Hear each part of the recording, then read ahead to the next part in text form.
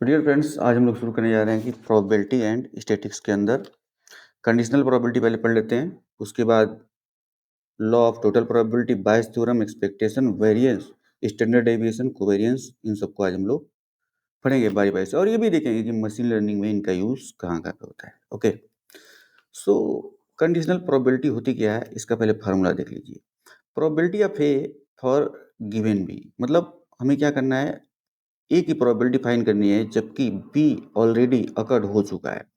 ठीक है, तो उसका फार्मूला क्या होता है, P of A intersection B, मतलब दोनों घटनाओं में से जो कॉमन इंटाइटी होगी उसे हमें फाइंड करना है, divide by probability of B. Okay, where probability of B should not greater than zero, probability of B should greater than zero, it should not equal to zero.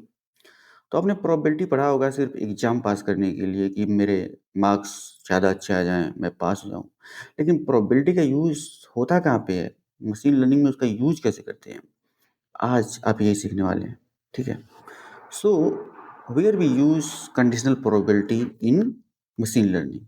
Okay, so conditional probability quantifies the likelihood of event A occurring given that event B is occurred।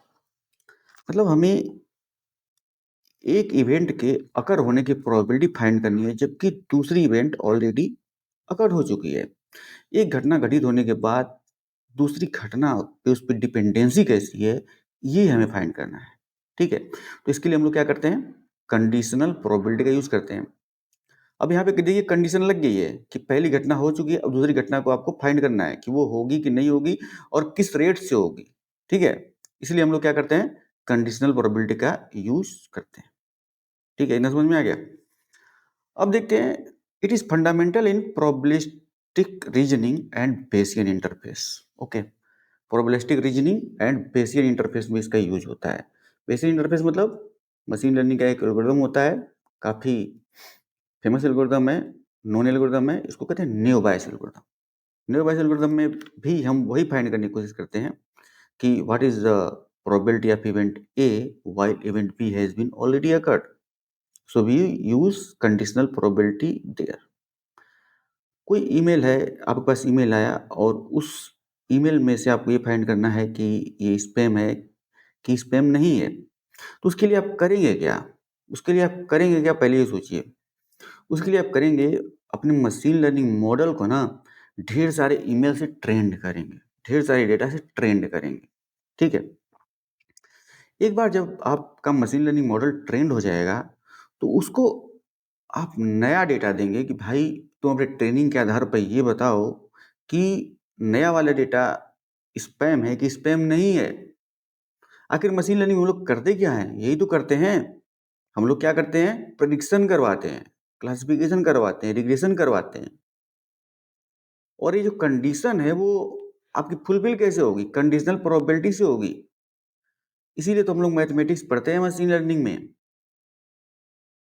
कोई ये कहे कि भाई machine learning के लिए mathematics पढ़ना है, काफ़ी टफ टास्क है, तो मैं ये थोड़ी कह रहा हूँ कि मशीन लर्निंग पढ़ने के लिए तुम्हें पीएचडी में करना है, मैथमेटिक्स में पीएचडी करके आना है। आपको करना क्या है, आपको मशीन लर्निंग में जो सिंपल सिंपल मैथमेटिक्स के कॉन्सेप्ट होते हैं उनको समझना है।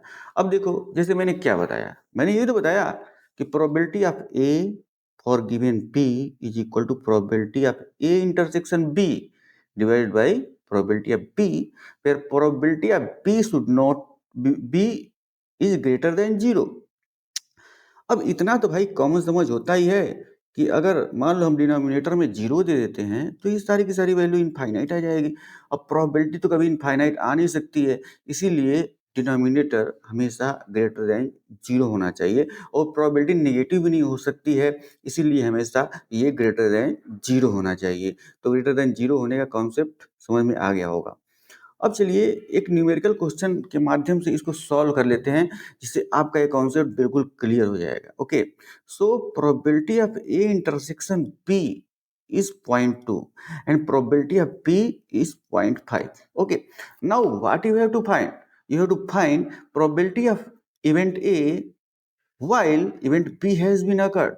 Okay, probability of event B probability of event A while event B already has been occurred. तो उसके लिए क्या करेंगे हम लोग, कौन सा फॉर्मूला लगाएंगे, probability of A for A given B is equal to probability of A intersection B divide by probability of B. तो जो वैल्यू दी है वहां पर रख लो, 0.2 डिवाइड बाई 0.5, ये इक्वल टू क्या आ जाएगा, 0.4। ओके, सो इतना सिंपल तो है कंडीशनल प्रोबेबिलिटी को समझना। इसमें ये कोई डर नहीं लगता है कि भाई मुझे मैथमेटिक्स पढ़ना है, मुझे ये समझ में नहीं आ रहा है। तो देखिए ये कक्षा 9 की मैथमेटिक्स है। जो लोग इंजीनियरिंग किए होंगे या जो लोग 9, 10, 11, 12 में पढ़े होंगे, उनको तो इतना सिंपल चीज आनी ही चाहिए। ठीक है, अब आगे चलते हैं कि लॉ ऑफ टोटल प्रोबेबिलिटी क्या होता है। लॉ ऑफ टोटल प्रोबेबिलिटी क्या होता है ये देखिए। अभी हमने क्या क्या देखा, हमने देखा कंडीशनल प्रोबेबिलिटी होती क्या है। अब क्या करेंगे, law of total probability. So इसका फॉर्मूला देखिए क्या होता है, probability of A is equal to summation, यहाँ पे हमने आई कर दिया, probability of A for given B I, मतलब यहाँ पे बी एक से ज्यादा है, into probability of B I. Okay, so law of total probability, जैसे ही आपने ये सुना कि लॉ ऑफ टोटल प्रोबेबिलिटी, इसमें टोटल वर्ड मिल रहा है, इसका मतलब क्या हुआ कि हमें समेशन करना है। क्या करना है, ऐड करना है। ठीक है, इसलिए वहां पे क्या आया, टोटल प्रोबेबिलिटी। अब ये लॉ ऑफ टोटल प्रोबेबिलिटी होता क्या है यार, इसको कैसे समझा कैसे जाए और इसका यूज कहाँ कहाँ पे होता है। So the law of total probability relates the probability of an event A to the probability of A given a partition of event bi. It is used in scenario with conditional dependency. अब ये आपको समझ में नहीं आया हो तो थोड़ा इसको न्यूमेरिकल क्वेश्चन के माध्यम से समझ लेते हैं। मेरा न्यूमेरिकल क्वेश्चन करने का मकसद ही सिर्फ यही है कि मशीन लर्निंग को न्यूमेरिकल क्वेश्चन के माध्यम से समझाया जाए। क्योंकि अगर मान लीजिए हम किसी चीज को अगर न्यूमेरिकली उसको एप्लीकेशन कर लेते हैं, मैं ये नहीं कह रहा हूँ कि you have to first go to learn all the Python, you have to first go to learn all the mathematics concept. मैं क्या कर रहा हूँ कि छोटे छोटे कॉन्सेप्ट जो हैं उनको मशीन लर्निंग, उनको मैथमेटिक्स क्या से कैसे उनको अप्लाई किया जाएगा। ठीक है, अब जैसे कि मान लीजिए आप मैथमेटिक्स आप नहीं पढ़े हैं, आप आर्ट साइंस के स्टूडेंट हैं, आप बीकॉम के स्टूडेंट हैं, और आप ये चाह रहे हैं कि मैं मशीन लर्निंग पढ़ लूँ। तो भैया देखो, जब आपको सैलरी मिल रही है या फिर उसमें आप तो कैलकुलेशन करते ही हैं कि भाई कितना परसेंट एचआरए घटा, कितना परसेंट टीए घटा, डीए घटा, इतना कैलकुलेशन कर लेते हो अगर, तो मशीन लर्निंग आप पढ़ सकते हैं।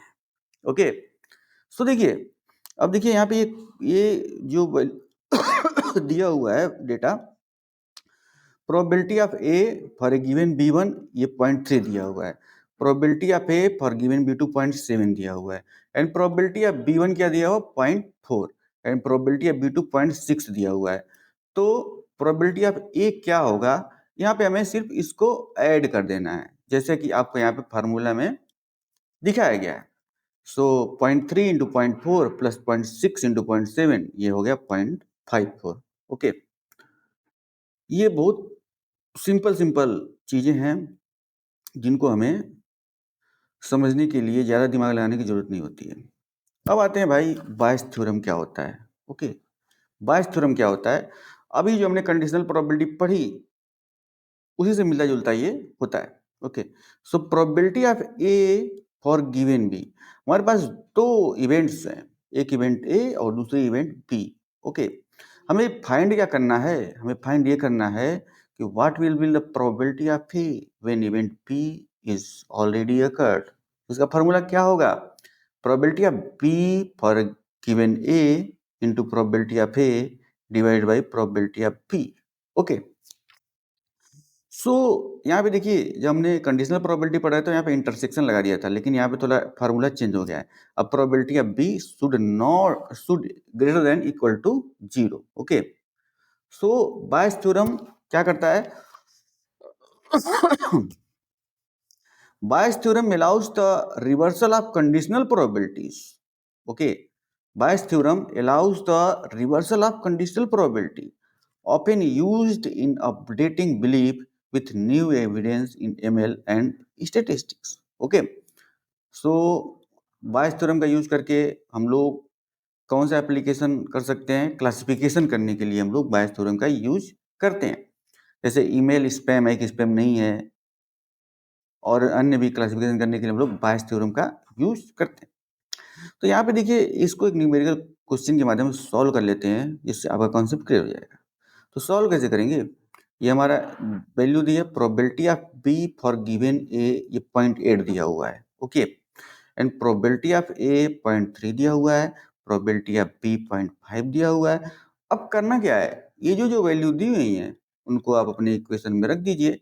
Automatically you will find probability of A for given B. और मशीन लर्निंग के जो एल्गोरिदम होते हैं उनसे रिलेटेड सारे के सारे एप्लीकेशन मैंने हमारे कोर्स मशीन लर्निंग मास्टरी में बताया हुआ है। न्यू बायस का मैंने मैथमेटिकल इंट्यूशन के साथ बिल्कुल एक्सप्लेनेशन किया हुआ है, और डिसीजन ट्री हो गया, सपोर्ट वेक्टर मशीन हो गया, के नियरेस्ट नेबर हो गया, इन सबको मैंने न्यूमेरिकल क्वेश्चन के माध्यम से सॉल्व करवाया, साथ ही साथ पाइथन के साथ इम्प्लीमेंटेशन भी करवाया। तो आप लोग उस कोर्स में ज्वाइन कर सकते हैं और ये देख सकते हैं कि मैथमेटिकल इंट्यूशन कैसे काम करता है मशीन लर्निंग के अंदर। ओके, अब नेक्स्ट थ्योरी पे चलते हैं। एक्सपेक्टेशन क्या होता है? एक्सपेक्टेशन देखिए क्या होता है। एक्सपेक्टेशन को हम लोग क्या कहते हैं? मीन कहते हैं। एक्सपेक्टेशन ऑफ एक्स, यानी कि मीन ऑफ एक्स। ये एक्स है क्या बेटा? एक्स फीचर्स है हमारे मशीन। देखिए, मशीन लर्निंग में जब अपने मॉडल को ट्रेन करते हैं तो हमें मिलता क्या है? हमें डेटा मिलता है, और डेटा ऐसा जरूरी नहीं होगा कि बिल्कुल स्ट्रक्चर फॉर्मेट में मिलेगा, कॉलम रोज उसकी अरेंज होगी। डेटा हमें मिलेगा अनस्ट्रक्चर फॉर्मेट में, कभी कभी स्ट्रक्चर फॉर्मेट में मिल सकता है। तो सबसे पहला जो जरूरी काम होता है वो क्या होता है? मशीन लर्निंग के अंदर जो डेटा होता है उसको स्ट्रक्चर्ड वे में रिप्रेजेंट करना, उसका नॉर्मलाइजेशन करना, उसका स्टैंडर्डाइजेशन करना। ठीक है, ताकि जब अपने मॉडल को उस डेटा से ट्रेंड करें तो हमारे मॉडल में एरर कम से कम आए।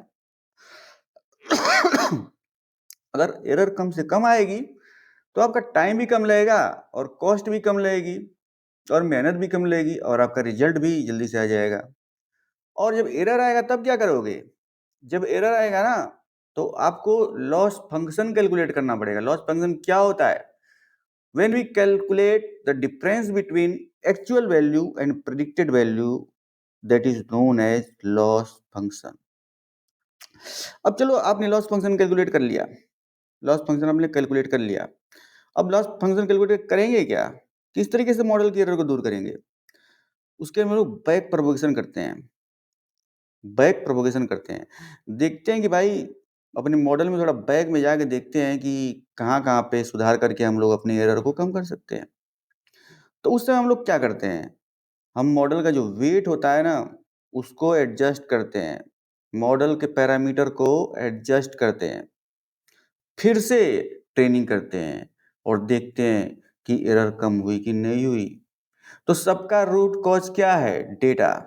अगर आपका डेटा बिल्कुल फॉर्मेटेड है, बिल्कुल स्टैंडर्डाइज नॉर्मलाइज है, तो आपको ये सब काम ही नहीं करना पड़ेगा। ठीक है, लॉस फंक्शन और ये डेरिवेटिव ऑफ लॉस फंक्शन, सब स्टोकेस्टिक ग्रेडियंट डिसेंट, ये आगे की बातें हैं।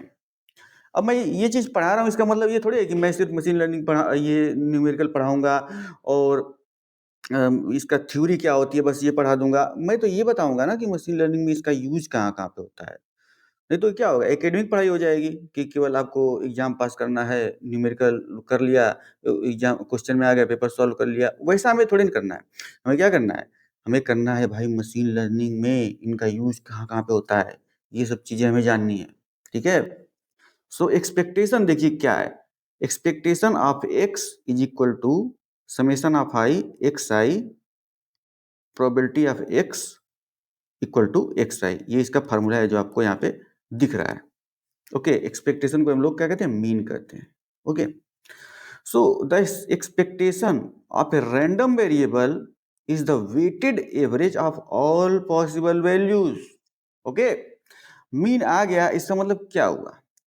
जैसे ही मीन आया आपने को समझना चाहिए कि वहां पे कुछ ना कुछ एवरेज की बात चल रही है, ठीक है। सो द एक्सपेक्टेशन और मीन ऑफ रैंडम वेरिएबल्स, देखिएगा वेरिएबल्स कितने तरीके के होते हैं मशीन लर्निंग में। एक होता है डिपेंडेंट वेरिएबल, एक होता है इंडिपेंडेंट वेरिएबल। जैसे y equal to M X plus C straight line की अगर बात करें हम लोग, तो इसमें जो x है वह क्या है? Independent variable. और y क्या है? Dependent variable. क्योंकि x की वैल्यू तो हम कुछ भी बदल सकते हैं और x की वैल्यू पे ही हमारी वैल्यू की वैल्यू डिपेंड करती है। इसलिए y is dependent variable and x is independent variable. ये समझ में आ गया होगा। Now the expectation of a random variable is weighted average of all possible values weighted by their probabilities. It is central in probability and statistics.